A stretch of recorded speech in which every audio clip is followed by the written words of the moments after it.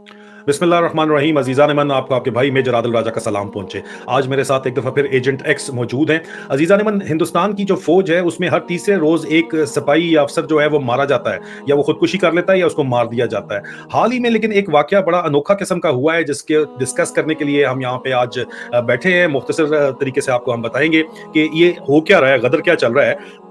अगर आप अपनी स्क्रीन के ऊपर देखें तो यहाँ पे खालसा का एक हैंडल है जो आपको बताता है कि जनाब सोर्सेज ने बताया कि हिंदुस्तान की साउथ वेस्टर्न कमांड जो है इंडियन आर्मी की, उसमें एक सिख फौजी ने पॉसिबली असैसिनेट कर दिया है हिंदू सोल्जर्स को। जो है वो 4 हिंदू सोल्जर्स को उन्होंने मारा है, जो कि 18 हॉर्स जो हिंदुस्तान की है, मेरी 18 हॉर्स नहीं, 18 हॉर्स हिंदुस्तान की 33 आर्मर डिवीजन में भटिंडा मिलिट्री कंटोनमेंट के अंदर है। वहां पे ये काम हुआ है। आर्मी लेवल इंक्वायरी इसके ऊपर जो है वो ऑर्डर की गई है। लेकिन ये जो कुछ आपको नजर आ रहा है, ये कोई पहली दफा नहीं हो रहा। हर तीसरे रोज जो है ये काम यहाँ पे होता है, लेकिन यहाँ पे कुछ दाल में काला है, क्योंकि ये यहाँ पे इतना सादा काम नजर नहीं आ रहा। पीछे जो है खालसा वाले अगर इसको शेयर कर रहे हैं तो उसका लिंक जो अगर आप निकालो तो वो आपको जो है वो पंजाबी सेपरेटिस्ट जो एलिमेंट्स हैं उनकी तरफ से भी जाके मिल सकता है। इसलिए हमने एजेंट एक्स को हमने जो है वो दरखास्त की, टास्क किया कि मजीद इसको डिग आउट करें, इसको रिसर्च करें, अपने जो दोस्त हैं, खासतौर पर सिख बरादरी में दोस्त हैं, उनसे बातचीत करें और विचली गल जो है वो निकालें। Agent X, welcome to the show once again. अस्सलाम वालेकुम। जी सर, वालेकुम अस्सलाम। बिल्कुल। क्या पता चला यार इसके बारे में आपको? सर, ये रिसेंटली ये जो इंसिडेंट हुआ है, ये एक्चुअली काफ़ी अरसे से इस तरह के जो इंसिडेंट्स हैं वो इनके लूप में हैं।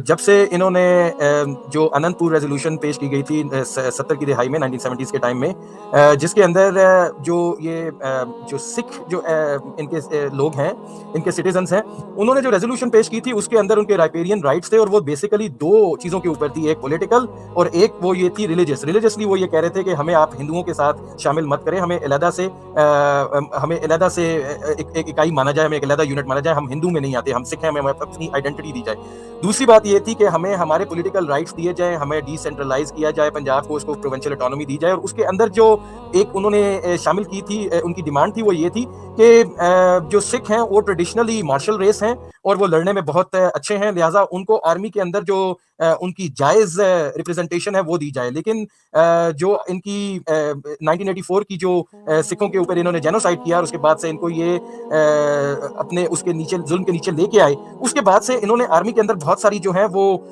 रिफॉर्म्स की, जिसमें सिख जो नेटिव ऑफिसर्स थे उनको नेटिव यूनिट्स के ऊपर ये आने नहीं देते।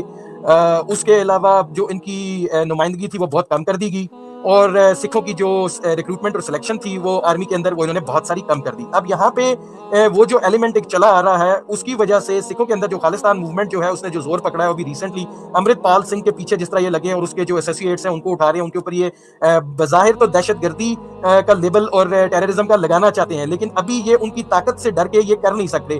तो इनकी जो मिलिट्री है उसके अंदर बहुत सारी फ्रस्ट्रेशन आ चुकी हुई है। हमारी रिपोर्ट्स के मुताबिक ये जो 4 सोल्जर्स जिनको मारा गया, ये साउथ के इनके सोल्जर्स थे, और इनको एक ये कहते हैं कि इनके 2 जो सिख थे, जो इनके 2 बंदे थे, उन्होंने आके इनको सोते में सुबह 4:30 बजे इनके ऊपर अटैक किया। अब उसको ये फ्रेट्रिसाइड बता रहे हैं। फ्रेट्रिसाइड जो है उसके लिए नॉर्मली फ्रेट्रिसाइड वो होता है जब आप कोई किसी एक्सरसाइज में हो या दुश्मन के खिलाफ आप जा रहे हो और आप अनजाने में आप दुश्मन समझ के अपने बंदे को मार दें, वो होता है फ्रेट्रिसाइड। ये जो था ये प्लान्ड अटैक था। अब इसको ये टेररिज्म का नाम नहीं दे सकते, क्योंकि इनके ख्याल में इससे इनकी वो जो सिख मूवमेंट है उसको सपोर्ट मिलेगी, लोगों में उसकी मोटिवेशन जाएगी, लिहाजा ये उसको बता नहीं रहे। तो इस वजह से ये फ्रेट्रिसाइड नहीं है, ये प्लान्ड अटैक है।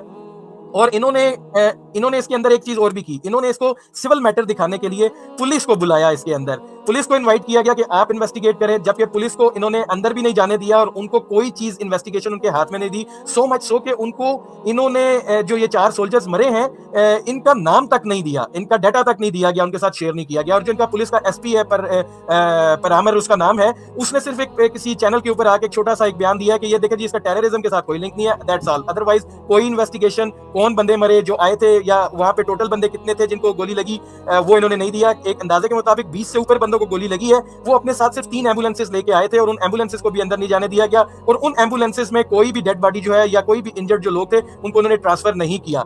यहाँ एक चीज और बड़ी इंपॉर्टेंट है, इन्होंने कहा कि 2 बंदे बाहर से आए, एक ने मास्क पहना हुआ था और दोनों ने मास्क पहना हुआ था और उन्होंने कुर्ता पजामा पहना हुआ था और उनके हाथ में वो राइफल थी।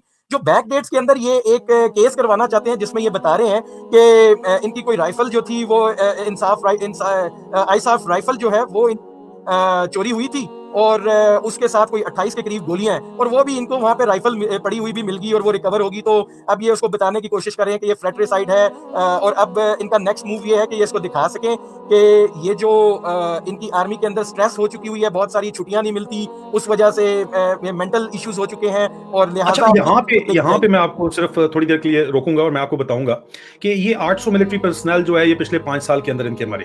एक तो ये बात करते हैं, ठीक है।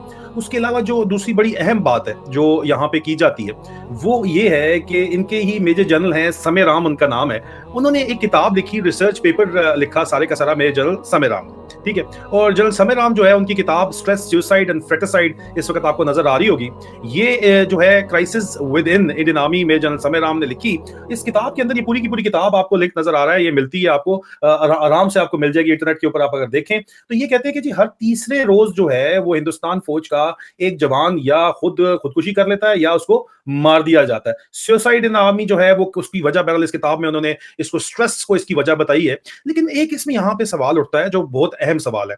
वो सवाल ये एजेंट एक्स कि मुझे आप ये बताएं कि कहा यह जाता है कि जनाब यहाँ पे जो हालात बने हुए हैं उन हालात के अंदर हिंदुस्तान फौज के अंदर जो है वो अपना ऑफिसर, जिस तरह ये सिख रेजिमेंट है इसके अंदर सिख ऑफिसर नहीं आ सकता, मराठा रेजिमेंट है तो उसके अंदर मराठा अफसर नहीं आ सकता, इनके अपने अफसर जो है वो नहीं आ सकते। इसके बारे में आप हमें बताएं, कोई रिसर्च, आपको क्या बैकग्राउंड इसका पता चला है?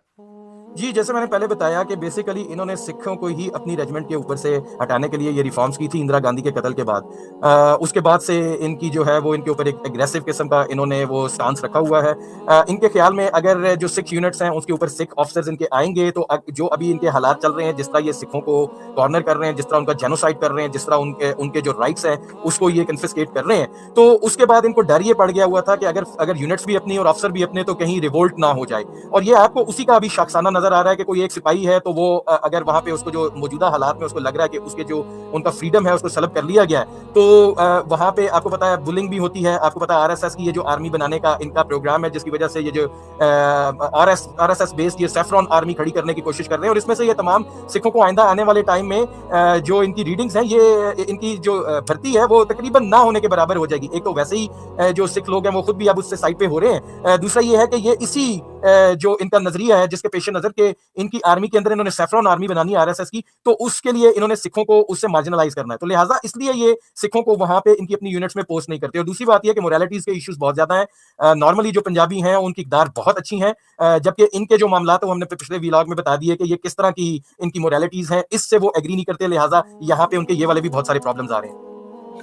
अच्छा, ये बताइएगा कि आपने नाम लिया अमृत सिंह पाल का, अमृतपाल सिंह का। अमृतपाल सिंह को जो है वो गिरफ्तार किया गया है हिंदुस्तान की तरफ से, जिसको ये कहते हैं कि जी ये हमें तो हैरत हुई है कि इनको क्यों गिरफ्तार किया गया है, क्योंकि जो भी पंजाब के लोगों के लिए आवाज़ उठाता है हिंदुस्तान में, पंजाब के लोगों के लिए आवाज़ उठाए उसको गिरफ्तार कर लिया जाता है। लगता है वहाँ के ऊपर भी, जिस तरह पाकिस्तान में इस वक्त इमरान खान का नाम लेने के ऊपर लोगों को जो है वो अगवा कर लिया जाता है, वहाँ पे पंजाब में पंजाबियों के हकूक का नाम लेने के लिए जो है वो सिखों को उठा लिया जाता है। क्या ये वजह है? ये अभी इस वक्त आपको देखें जो है वो स्क्रीन के ऊपर भी नजर आ रहा होगा, ये जो है वो अमृत पाल सिंह है जिनको अगवा किया गया है। और जो है वो अब इस वजह से अभी इनको जो अगवा करने की जो मेन वजह है उसके बारे में आप कुछ बताएंगे हमें कि क्या बैकग्राउंड क्या है, क्यों इनको अगवा किया गया है?